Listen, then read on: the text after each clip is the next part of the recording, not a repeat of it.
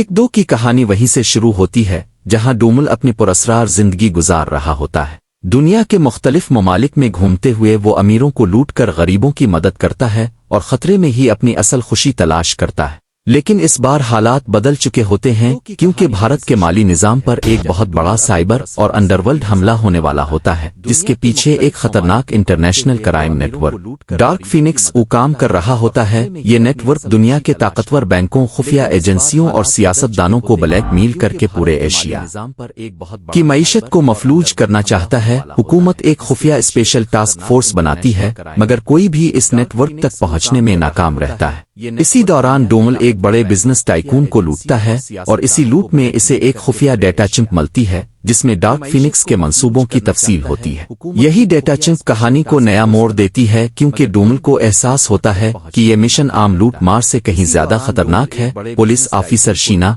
मरकजी खातून किरदार, जो एक ईमानदार और बहादुर अफसर है, पहले तो डोमल को मुजरिम समझती है, मगर यही डेटा चिंप कहानी हालात इसे मजबूर करते हैं कि वो इसके साथ काम करे। दोनों के दरमियान तकरार, तंज और दिलचस्प मुकालमे कहानी को मजीद पुरलुत्फ बना देते हैं। जैसे जैसे वो डार्क फीनिक्स के करीब पहुंचते डोमल के माजी के राज खिलने लगते हैं और पता चलता है कि इस नेटवर्क का सरगना वीराग दरअसल डोमल के माजी से जड़ा हुआ शख्स है जो कभी इसका करीबी दोस्त था, मगर लालच और ताकत की भूख ने इसे दरिंदा बना दिया।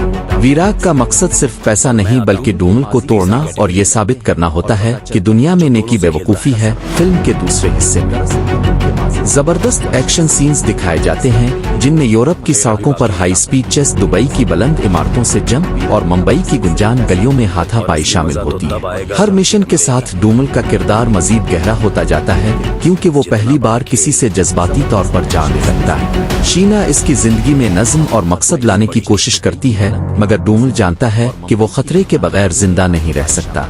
कहानी इस वक्त जज्बाती मोड़ लेती है जब वीराग शीना को अगवा कर लेता है और डोमल को चैलेंज देता है कि अगर वो वाकई हीरो है तो कानून के बगैर इसे रोक कर दिखाए। आखिरी हिस्से में फिल्म एक बड़े क्लाइमेक्स की तरफ बढ़ती है जहां पूरा मुख साइबर हमले के दहाने पर होता है। डोमल अकेला ही वीराग के कलानुमा हेडक्वार्टर में दाखिल होता है। यहाँ जबरदस्त फाइट, धमाके, स्लो मोशन एक्शन और सलमान खान का मुकम्मल सौंप दिखाया जाता है। आखिरकार डोमल अपनी जहानत और जुर्रत से न सिर्फ सिस्टम को बचा लेता है बल्कि वीराग को इसके अंजाम तक पहुंचा देता है, मगर अंजाम में वो कानून के हवाले होने के बजाय एक बार फिर गायब हो जाता है। फिल्म के आखिरी मंजर में शीना इसे ढूंढने की कोशिश करती है, मगर डोमल का सिर्फ एक पैगाम मिलता है कि जब तक दुनिया में खतरा है तब तक मुझे किक मिलती रहेगी।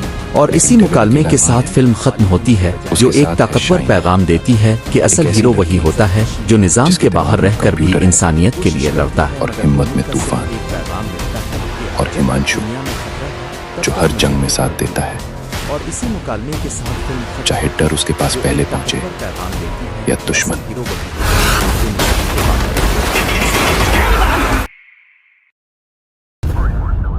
मेरी वर्दी पे मेडल बहुत लगे पर दाग सिर्फ एक। पता नहीं कौन है, कहां है, सिर्फ उसका नाम पता है।